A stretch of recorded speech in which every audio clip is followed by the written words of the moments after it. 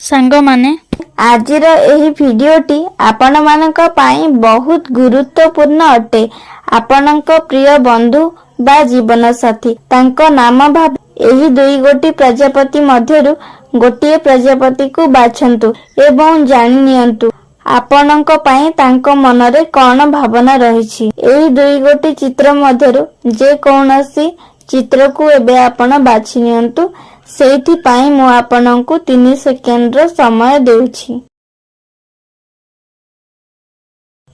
एबे आपण माने एही दुई गोटी चित्र मध्यरु गोटिए प्रजापति को बाछि नेथिबे। एबे आसंतु जानिबा तांको मनरे आपनक पाई कोन भावना रहिछि एवं सिया आपनकु केते भल पांती। एबे मु प्रथमरु कहि रखुछि जे माने एही वीडियो को देखिबा पाई आछंती सेई मानक मनरे बहुत भय एवं आशंका रहिछि कि भविष्यत रे कौन हेबाकु जाउछि। सेमाने भविष्यत चिंतारे अछंती एवं कौनसी कारणरु तांको मनरे बहुत भय रहिछि। जे माने एही प्रथम प्रजापति को बाछिछंती जना पडुछि जे आपण दुई जनक मध्यरे कौनसी एक कारण झगड़ा होइछि एवं सिया आपणक पाखरु एबे दूरे जाइछंती। आउ केते जनक क्षेत्र रे जहा जना पडुछि भूल बुझाबना होई आपणक संपर्क रे फाट सृष्टि होइछि एवं सेथि पाई आपणक पाखरु सिए दूरे जाइछंती। किंतु एबे सिए तांकर भूल बुझी पारिछंती आउ बहुत पश्चाताप मध्य करूछंती कि सिए काहेकि एभली भूल काम करिले। से समय रे आपणकर कौनसी प्रिय व्यक्ति जे कि एबे भी तांको सहित मिसुछन से आपनक विरुद्ध रे आपनक जीवन साथी को बहुत कथा गपिथिले एवं आपनक संपर्क नष्ट कर दैछंती कारण से आपनक खुशी देखि सही पारु नथिले। आपनक विरुद्ध रे तांको बहुत याडू सेडू कथा कहिछंती जेउथि पई से आपनक ऊपर रागी आपनक पाखरु दूरे जाइथिले एवं एबे समय बीतिबा सहित से जानि पारुछंती कि सही तृतीय व्यक्ति जनक बहुत खराब थिले। सिए आपणक नारे बहुत मिछ कथा गपिछंती। सेही समय रे जेते बेले आपण तांको बुझाइबाकु चाहुथिले कि आपण संपूर्ण भावरे ठीक आपणकर कौनसी भूल नाही सेते बेले आपणक जीवन साथी आपणक कथा जमारू मध्य सुनिले नाही एवं एबे से सब कथा से भाबुचंती एबे बहुत मन दुख करूचंती कि से कौन पाई आपणक कथा को सुनिले नाही। सेठी पाई सब बेले गोटे कथा मने रखिबा आवश्यक। समस्त तृतीय व्यक्ति केबे शुभ चिंतक होई नथांती। एमिति बहुत जना व्यक्ति अछंती जे माने कि खुशी देखिले सही पारंती नाही। अन्यर संपर्क नष्ट करिबा द्वारा सेमानंकु खुशी मिली थाए। एबे आपणक जीवन साथी आपणंकु बहुत जुरुछंती एवं सीए आपणक पाखकु आसीबाकु चाहुछंती जेहेतु सीए आगरु आपणकु बहुत खराब कथा कही गाली देइछंती असम्मान करिछंती। सेथि पाई सीए एबे बहुत कष्ट पाउछन आ तांको निजको तांको बहुत लाज लागुछि। आपणको सामना करिया पाई आपणको जीवन साथीको पाखरे एबे साहस नाही सेथि पाई से आपणको पाखको आसी पारु नाहंती जेहेतु से आगरु आपणको कथा सुनि नथिले आ सही तृतीय व्यक्तिको कथारे पडिथिले। एबे से सब किछि जानि पारि तांको बहुत खराब लागुछि आ से आपणको एबे बहुत भय करूछंती कि आपणक पाखकु एबे से केमिति आसीबे। आपणक कथा मने पकाई एबे से बहुत कष्ट पाउछंती किंतु सेते बेले सही समय रे से सही तृतीय व्यक्तिଙ୍କ कथा सुनी आपणक नंबर को ब्लॉक करिथिले एवं आपणक बहुत ओलटा सीधा कथा कहिथिले। आपणक मेसेज रिप्लाई करिनथले एवं आपणक इग्नोर करिसंती। एबे से सब किछ भाबी भाबी बहुत चिंता रे रहुछंती। सही कारणरु एबे से आपणक पाखरु दूरे रहिछंती आ आपणक पाखरु लुचिछंती। एबे से बुझी पारुछंती कि तांको ठारू आपण बहुत भल मनीष थिले आपण तांको बहुत भल पाउथिले। आगरु सीए सही तृतीय व्यक्ति को बहुत भल बोली भाबिथिले एवं तांको भल पाई अंध भली विश्वास करुथिले କିନ୍ତୁ ଏବେ ତାଙ୍କର ସେହି ବିଶ୍ୱାସରେ ବିଷ ମିଶି ଯାଇଛି। ଏବେ ସେହି ତୃତୀୟ ବ୍ୟକ୍ତି ତାଙ୍କୁ ବହୁତ କଷ୍ଟ ଦଉଛନ୍ତି, ଯାହା ଫଳରେ କି ସିଏ ଆପଣଙ୍କୁ ଏବେ ବହୁତ ଝୁରୁଛନ୍ତି।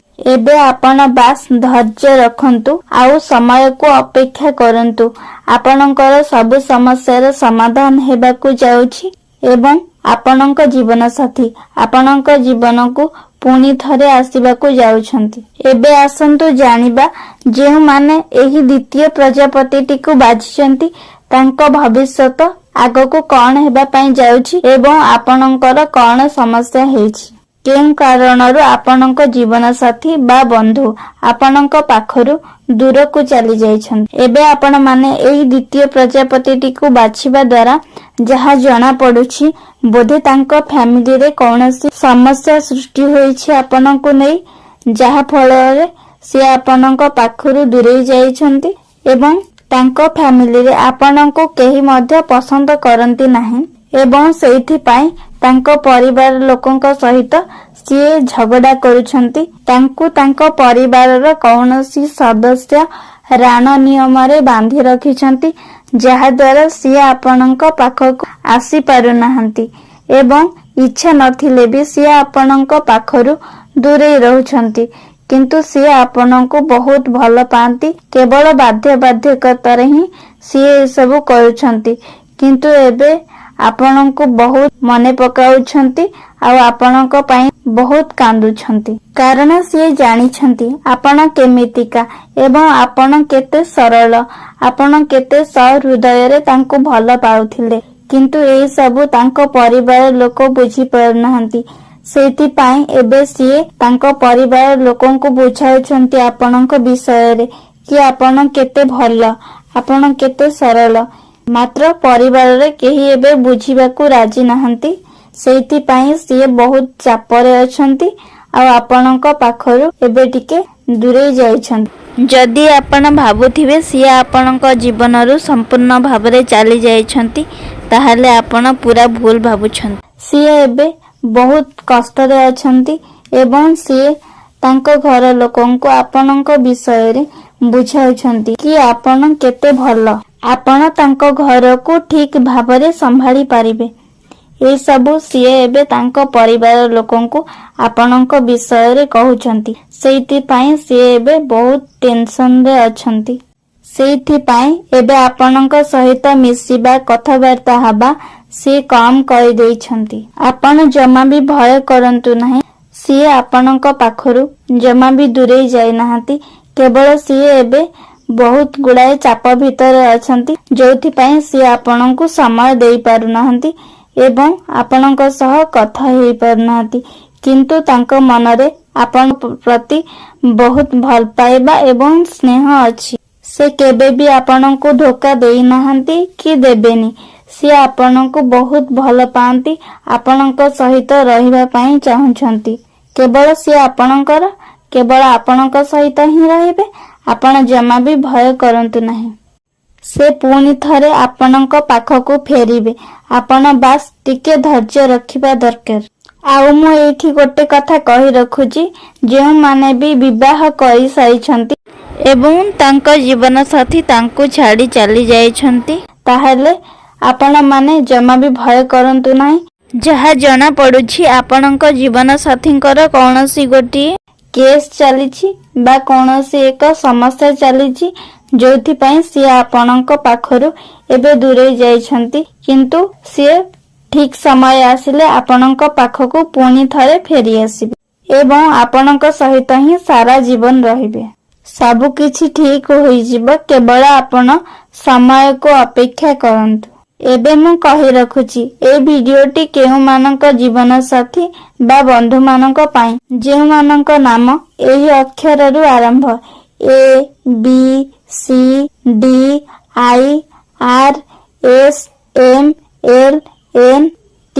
ଏବେ ମୁଁ ଆପଣମାନଙ୍କୁ କହିଲି କି ଆପଣମାନଙ୍କ ଜୀବନ ସାଥୀଙ୍କର ନାମର ପ୍ରଥମ ଅକ୍ଷର ଯଦି ଏହି ଅକ୍ଷର ମଧ୍ୟରୁ ତାଙ୍କ ନାମ ହୋଇଥିବ, ତାହେଲେ ଜାଣି ରଖନ୍ତୁ ସିଏ ଆପଣଙ୍କୁ ନିଜ ଜୀବନ ଠାରୁ ମଧ୍ୟ ଅଧିକ ଭଲ ପାଆନ୍ତି ଏବଂ ସିଏ ଆପଣଙ୍କ ହାତ କେବେ ବି ଛାଡିବେନି।